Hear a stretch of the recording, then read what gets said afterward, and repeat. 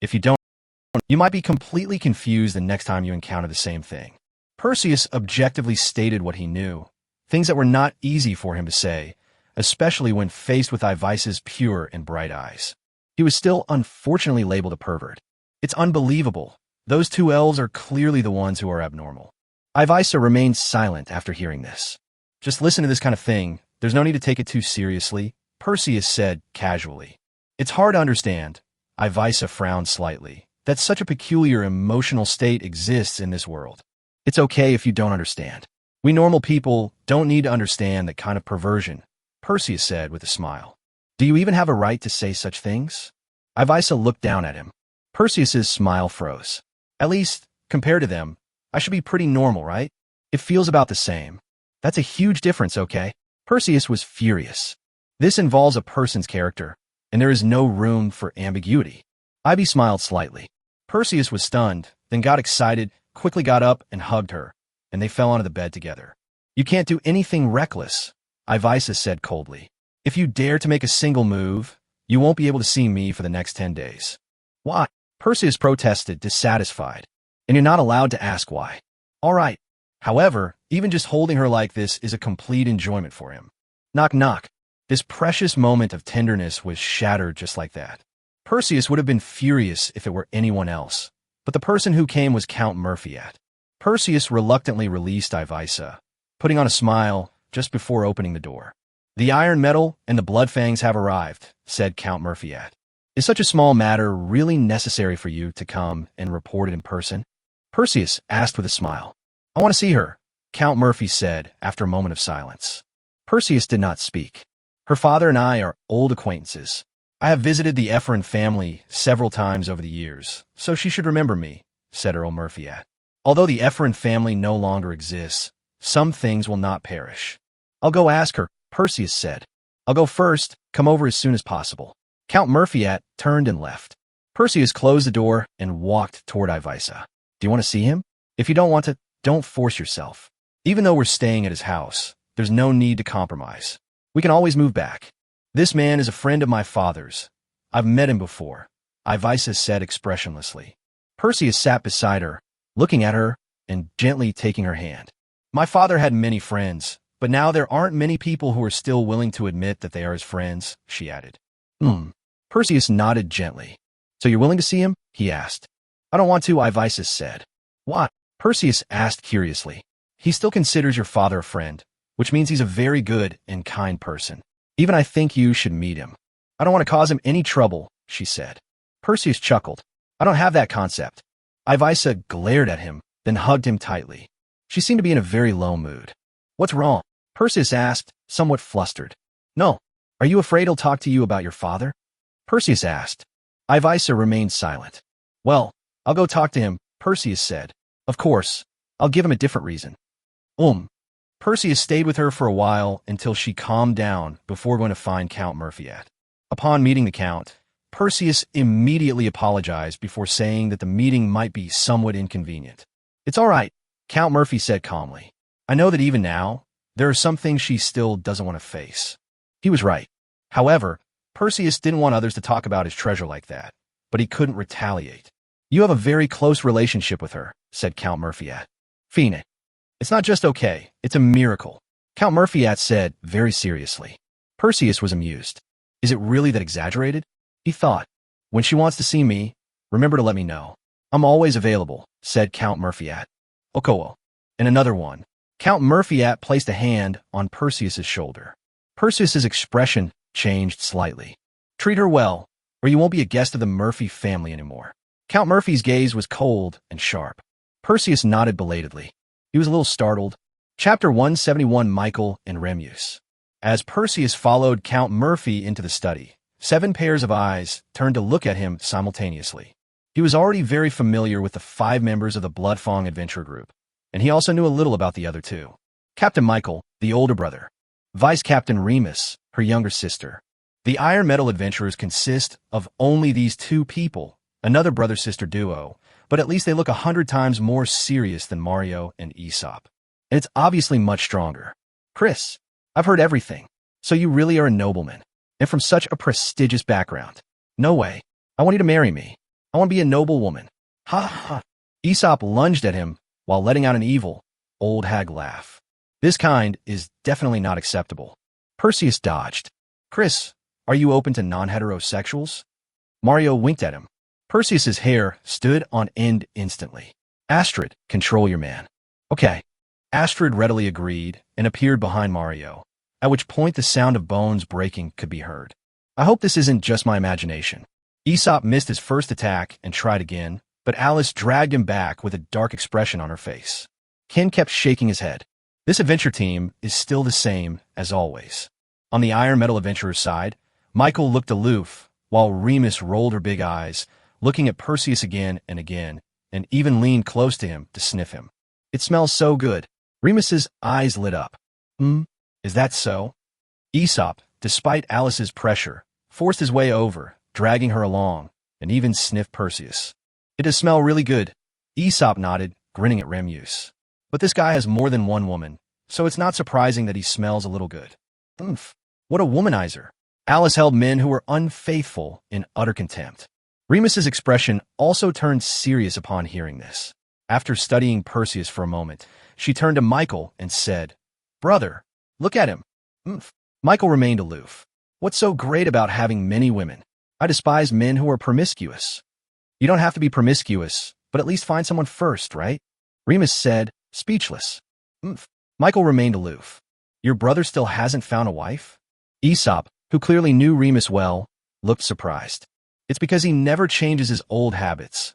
Always trying to act cool, Remus pouted. Last time I had my eye on someone, and we had even finalized the deal, but he came and drove her away. When he got home, he hugged my leg and cried his eyes out. Oh, still the same as always, Aesop said, looking at Michael with a mocking smile. Why don't you learn something from my brother? What's the use of just crying? Michael was so angry that his own sister had ruined his plans that he turned red in the face. Then, provoked by Aesop, he simply abandoned his cool image and quickly laid down on the ground. Then it climbed toward Remus. Remus sighed and skillfully stretched out one leg, which Michael held tightly. Remus, they're all bullying me.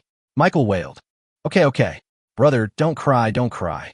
I'll settle the score with him later, Remus said gently. Perseus was secretly alarmed. He couldn't help but feel a little envious. If Ivisa were willing to do the same for him, that would be wonderful. Upon seeing this, Mario knelt down and hugged Astrid's legs, crying like a child. A chorus of exclamations filled the study. Count Murphyat was clearly familiar with these guys' temperaments and wasn't in a hurry at all. He was so patient that even Perseus was losing patience. Do these guys think he abandoned someone to come and join their antics? Perseus silently left the study and called Katie over. Upon seeing Katie, the Bloodfang adventurers all became quiet. The situation is a bit more complicated for those on the Iron Metal side. Perseus called Aesop out. Do you have any ideas on how to make that Michael shut up? Perseus asked earnestly. It's simple. You just need to introduce him to a girlfriend, Aesop said with a smile. Perseus chuckled. He knows quite a few girls, but none of them are ones he can introduce to others. No need for a real introduction. Just fool him a little. He's easy to fool. Aesop stuck out his tongue. But you have to be prepared to be hunted down by Remus. She hates it when anyone hurts her brother's fragile heart. I also hate deceiving other people's feelings, Perseus said. Oh, I didn't realize that. Aesop asked, surprised and uncertain. Could you sacrifice yourself and try to make contact with him? Perseus said, I believe that with your skills, you should be able to solve this problem easily. The compensation is negotiable, he added. Aesop was deep in thought. If Miss Remus is after you, you can shift all the blame onto me, he added. Okay, it's settled then, Aesop concluded. Back in the study, Aesop went straight to Michael without any hesitation, squatted down in front of him, and asked, Brother Michael, would you like to be my boyfriend? Although Aesop may not be very serious, her beauty is quite convincing. Even Perseus couldn't help but feel a little flutter in his heart when she smiled slightly. Michael's crying stopped abruptly. I'll think about it. Aesop's smile instantly twisted, and she slapped Michael across the face. What are you pretending for? I don't actually want to be your girlfriend. Just give me that. Wow. Hey, Aesop. Perseus sighed. It seemed Katie would have to step in. He certainly wasn't going to introduce Katie to Michael. Rather, he had Katie drag Michael out and beat him half to death, and Remus, protective of her brother, also beat her half to death. Then he would slowly and deliberately cure them. After a smooth combo, the Iron Metal Adventure team's personality correction was complete. Now, you can listen to me properly, right? Perseus smiled and looked at them one by one. All 7 nodded obediently. Katie stood behind them, sword sheath in hand. Chapter 172, The Storm is Brewing.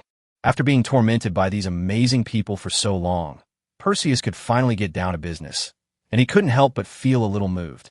Everyone, do you know why we've gathered you here? Perseus smiled mysteriously. The group stared at him intently. It can't be a dinner invitation, can it? Mario said. It can't be that they're treating us to a meal and then giving us money, can it? Aesop followed up. I don't mind whether you treat me to a meal or give me money, Astrid said with an honest expression. Don't be silly, it's not that simple at all, Alice said, pursing her lips. After pondering for a while without finding an answer, Michael used aloofness to cover up his embarrassment. Lord Perseus, just say what you need to say. I hate being mysterious. Remus frowned slightly. Yes. The group nodded in agreement. The relics of the gods, Perseus said calmly. He hadn't originally planned to tell them so quickly, but since Robert had already told some people, he couldn't show favoritism, so he simply told them as well. According to his understanding, although these people may seem mentally unstable, they are reliable in critical moments and would never gossip or spread rumors. If anyone says, then we'll just have to borrow another person's head. After dropping this bombshell, he smiled and waited quietly for the group's interesting reactions. Ah! Alice exclaimed, her eyes wide. However, the others, perhaps stunned by fear, remained silent and their expressions did not change. Did I not explain it clearly? Perseus was losing confidence. No, you've made yourself perfectly clear, Mario said softly. Then why can't you react like Alice with the news of this magnitude? Perseus asked, puzzled. If that's the question you're asking, then I can only say that you don't really understand us, Mario said, shaking his head regretfully. You've been with us for so long, and you still look down on us like this, Aesop said in an unfriendly tone. A little disappointed, Astrid sighed regretfully. Ken remained silent, but his face was full of composure. Hey, you guys are making me feel really out of place, Alice said, her eyes wide with displeasure. You're all clearly shocked too, aren't you? Stop pretending. All she received in response were disdainful sneers from her teammates. Perseus couldn't help but wonder if he had really underestimated this group of lunatics. What are you thinking now? Perseus asked seriously, then looked at Alice. Alice, come here. I suspect there's something wrong with these people. Which aspect do you mean? Alice asked cautiously.